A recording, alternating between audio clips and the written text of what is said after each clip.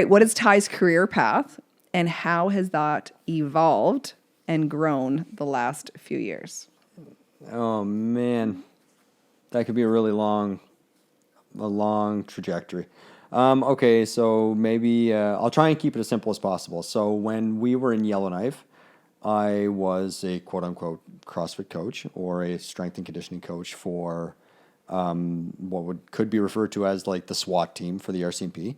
So that was my everything, my entire life. I wanted so badly to bring a CrossFit affiliate to Yellowknife because it's such an outdoorsy and such a health-focused place. And Yellowknife is in Northwest Territories, super northern Canada, middle of basically the North Pole. We live with Santa Claus. It's pretty far away from the North Pole, but it's north. It's super north for anybody that doesn't live up there. Yes. Anyway, so that was like my entire life at that period of time. I wanted to open an affiliate so badly. I like totally drank the CrossFit Kool-Aid and still drink it, still love it, every aspect of it.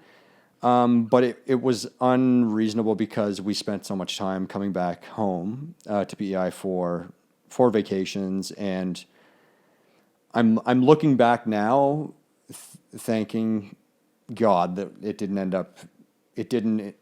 didn't get into my mind so deeply. I was like, it's just not going to work as much as I want it to work. Anyway, so that was where I was before everything happened. Yeah.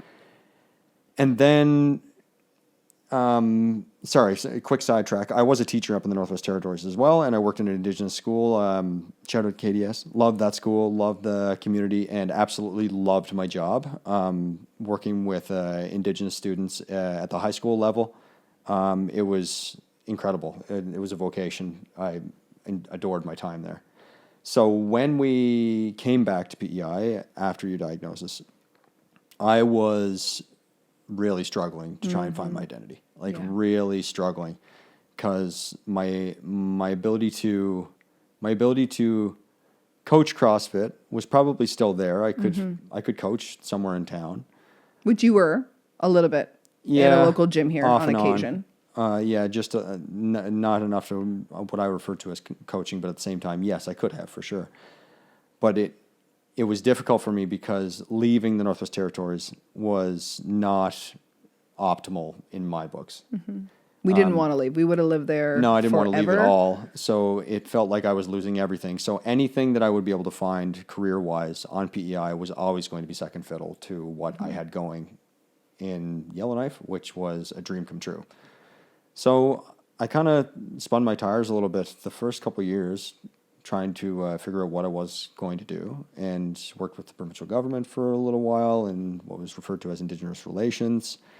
Then moved into behavior support for teaching as an itinerant, so moving around the island, helping schools, with behavior assistance with some students. And then I've just kind of worked my way back into the system where I'm into a job as a student support teacher, and I really love it. So, obviously, there's a lot of things that happen between then and now. But again, I could talk about that forever. In the meantime, I've kind of gone down to half time as a teacher because of the opportunity of content creation, and I'm happy to embrace that opportunity and whatever it becomes into the future. I think it's really, really interesting and really cool. I know that